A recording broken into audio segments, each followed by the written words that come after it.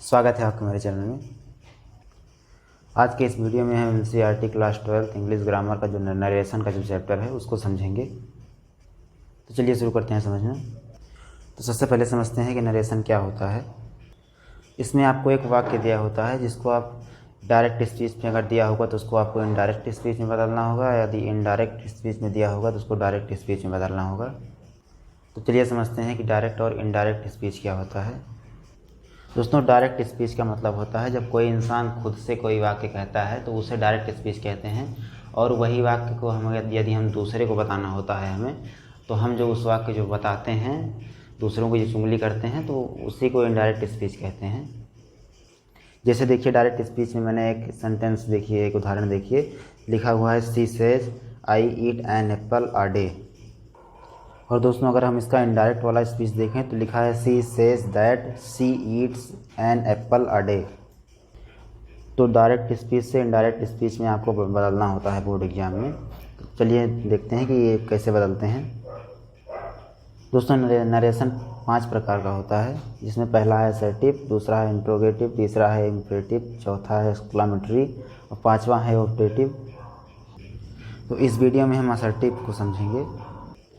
दोस्तों, असर्टिव को पहचानने का तरीका है कि इन वाक्यों में वाई, व्हाट, वो, वेयर, हाउ जैसे शब्द रिपोर्टिंग स्पीच में नहीं दिए होते हैं, इसमें रिपोर्टिंग स्पीच में नहीं दिए होते हैं, तथा शुरू में सब्जेक्ट दिया जाता है, यानी जो उसका मेन होता है वो दिया जाता है, तथा अंत में फुल स्टॉप लगा होता है, और why, what, who, where, how जैसे शब्द नहीं दिए होते हैं। जैसे दोस्तों, हम असर्टिव का एक डायरेक्ट स्पीच देखें तो लिखा है कि the teacher said to me I shall give you answer paper tomorrow. ये दोस्तों असर्टिव का एक डायरेक्ट स्पीच है, असर्टिव सेंटेंस का। दोस्तों, इसको इनडायरेक्ट में बदलते वक्त जो नियम लगाते हैं, चलिए नियम को समझते हैं। इसमें पहला नियम है कि जो कॉमा लगा होता है उसको हटाकर वहाँ पे दैट लगाते हैं, तथा से टू को, अगर से टू दिया है तो उसको टेल में बदलेंगे, अगर सेज टू दिया हो तो उसको टेल्स में बदलेंगे, अगर साइड टू दिया हो तो उसको टोल्ड में बदलेंगे।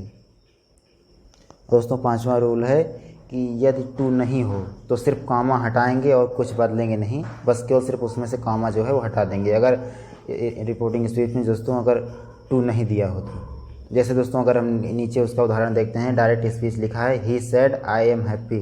दोस्तों, जब इसका इनडायरेक्ट हम बदलेंगे तो इसमें हम सिर्फ कॉमा को हटा देंगे बस, और कुछ बदलेंगे नहीं।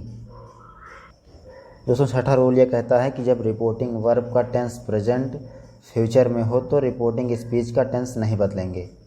दोस्तों, ये हम चलिए समझते हैं कि रिपोर्टिंग वर्ब क्या होता है और रिपोर्टिंग स्पीच क्या होता है। दोस्तों, जैसे ऊपर वाला जो हम देखेंगे जो डायरेक्ट स्पीच है, he said I am happy. दोस्तों, जो ही सेड है इधर वाला ही सेड, इसको दोस्तों रिपोर्टिंग वर्ब कहते हैं, और जो आई एम हैप्पी लिखा है कॉमा के अंदर जो होता है किसी भी सेंटेंस में, उसको हम रिपोर्टिंग स्पीच कहते हैं। तो जो कॉमा में होता है उसको रिपोर्टिंग स्पीच कहते हैं, और जो ये उधर होता है जैसे ही सेड की तरफ में, तो उसको हम कहते हैं रिपोर्टिंग वर्ब। दोस्तों, छठे रूल में है कि जब रिपोर्टिंग वर्ब का टेंस प्रेजेंट फ्यूचर हो तो रिपोर्टिंग स्पीच का टेंस नहीं बदलेंगे, नहीं तो अगर पास्ट हो तो बदलेंगे।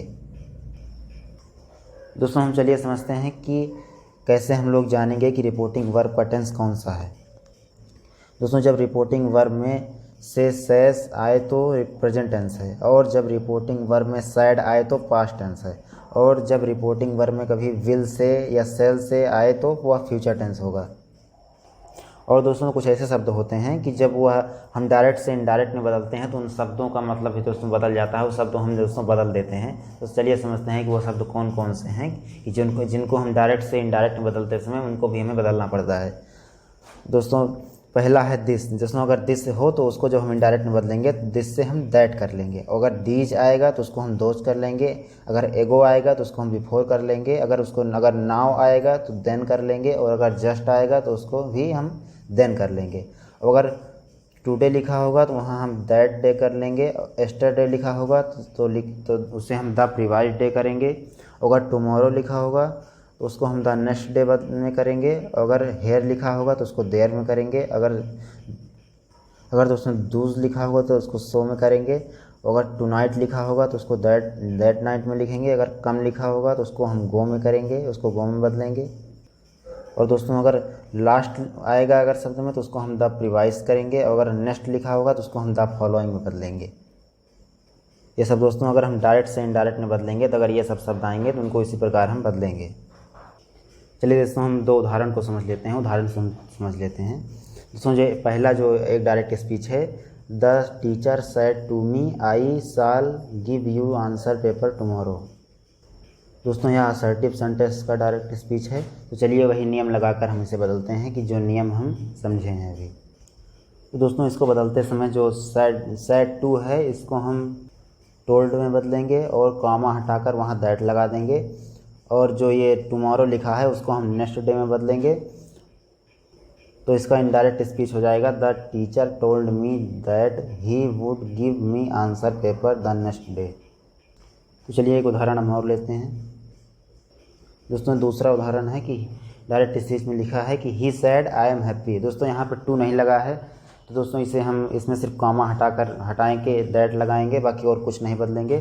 तो यहाँ पर इसका इनडायरेक्ट स्पीच होगा, he said that he was happy. जो दोस्तों आई हम ही लगाए हैं उसको इसलिए लगाएं क्योंकि हम दूसरों से कह रहे हैं, वो खुद थोड़ी ना कह रहा है जो कह रहा है, इसलिए हम वो तो बदलेगा, बाकी और कुछ नहीं बदलेगा। जब टू ना दिया हो तो सिर्फ कॉमा हट के डायरेक्ट लग जाता है और कुछ बदलता नहीं है। दोस्तों नरेशन जो असर्टिव सेंटेंस वाला पार्ट है ये हमारा आज कंप्लीट हो जाता है। दोस्तों जो बाकी के इंट्रोगेटिव, इम्परेटिव तथा एक्सक्लामेटरी और ऑप्टेटिव हैं इनको हम अगले वीडियो में समझेंगे, और असर्टिव सेंटेंस इस पूरे वीडियो में समाप्त हो जाता है, मतलब हो जाता है, कंप्लीट हो जाता है। और आप ज़्यादा से ज़्यादा अच्छा करने के लिए और आप प्रैक्टिस कर सकते हैं घर पे। तो आशा करता हूँ आपको अच्छा लगा होगा। अगर अच्छा लगा हो तो वीडियो को लाइक करें तथा चैनल को सब्सक्राइब करें। धन्यवाद दोस्तों।